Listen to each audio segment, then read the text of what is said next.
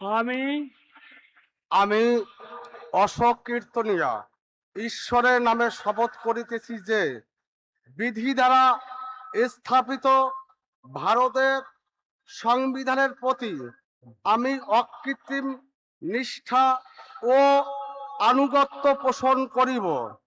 আমি ভারতের সার্বভৌমত্ব ও অখণ্ডতা রক্ষা করিব। পশ্চিমবঙ্গ রাজ্যের মন্ত্রীরূপে আমার কর্তব্যসমূহ নিষ্ঠাপূর্বক এবং বিবেকসম্মতভাবে নির্বাহ করিব এবং ভয় বা পক্ষপাত প্রীতি বা বিদ্বেষ রহিত হইয়া সকল শ্রেণীর জনগণের প্রতি সংবিধান ও বিধি অনুসারে ন্যায়চারণ করিব।